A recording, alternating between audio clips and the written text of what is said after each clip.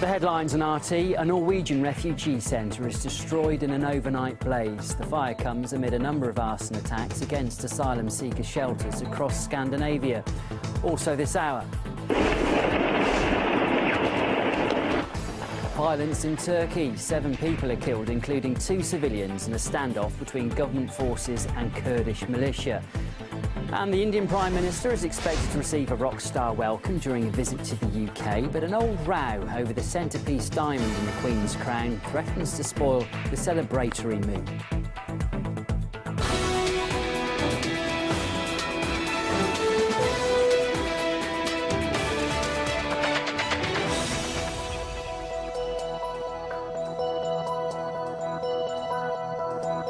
Hello there, it's just gone midday here in Moscow. You're watching RT International.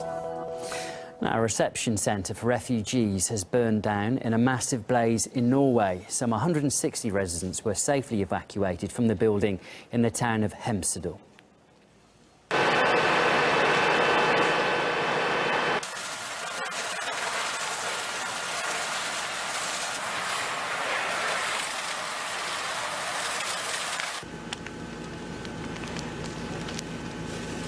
The cause of the fire is so far unknown, although there have been a number of arson attacks on migrant accommodation across Scandinavia of late.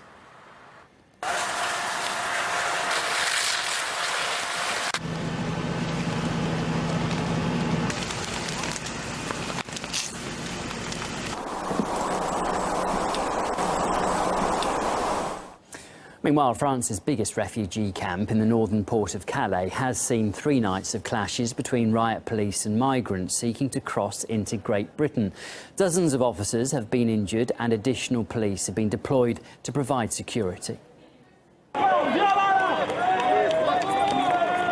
go back to the jungle. Go back to the jungle.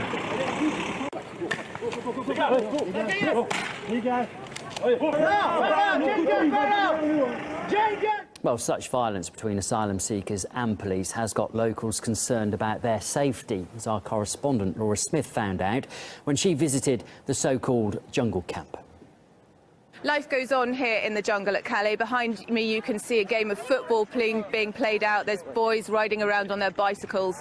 But last night the scene here was very different. There was some quite significant unrest just in this area here. What started off with around 10 Kurdish men, we understand, throwing rocks, turned into quite a significant disturbance. I'm told that it's a tinderbox here, essentially. Any disturbance, no matter how small, can eventually turn into something quite significant. And last night was the 3rd consecutive night of violence during which police fired tear gas. Meanwhile, though, 6 or 7 kilometres away is the town of Calais. The mood in Calais is really turning against this settlement here. The mayor, in fact, has called for the army to be sent into the camp. And, of course, the people in Calais are becoming increasingly discontented with what they see as the inaction of the authorities to deal with this. They turned over the cars. In the streets, they went as far as hitting the cars and they broke windows. Moreover, shops are suffering major profit losses. On top of that, the threat of being physically attacked is felt every day. Unfortunately, I can say we are almost in a state of war. The family that live here don't want to talk themselves about the attack that took place on their house, but Aurélie from Calaisiens en Colère has agreed to tell us the story herself. There was noise, stones were thrown at the walls, smaller rocks at a car. They started to wonder what was going on. The children were crying, 2 children aged 2 and 4. A man came out. I don't know if you can see that there, but there's an electric cable here. So he came out and he was surrounded by migrants, illegals. They threatened him. A woman made a video on Sunday night when there was trouble. This woman wanted to do the same. She wanted to film. But they made a death sign and said to her, "You're dead if you film. And if you call the police, you're also dead." There's around 6,500 people living in the jungle at the moment. It's all calm, as I say, at the moment. But if we just swing round here a little bit, you can see the police just there in the distance, very watchful. Battle lines are maybe being drawn for another night this evening. Laura Smith reporting there. Well, meanwhile, EU and African leaders are discussing the refugee crisis and the second round of talks in Malta. Brussels is proposing huge cash handouts to African countries. In return, the EU wants Africa to take back hundreds of thousands of illegal immigrants already in Europe. People's aspirations and needs have to be met first and foremost at home.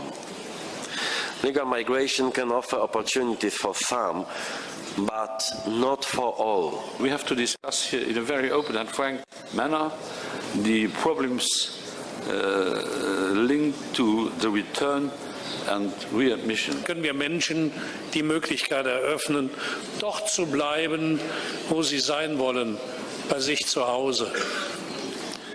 And while EU leaders are struggling to find a common solution for the migrant crisis, the Libyan breakaway government is threatening to send more refugees to Europe. It's questioned why it should help when the EU doesn't even recognise it. We spoke to political analyst Chris Bambury. I don't think the West has got any strategy whatsoever for Libya. You know, I remember Nicolas Sarkozy and David Cameron entering there in triumph into Tripoli to announce, to be greeted and feted after the overthrow of Gaddafi. Since then, it's descended into chaos, and really the West has not addressed the issue.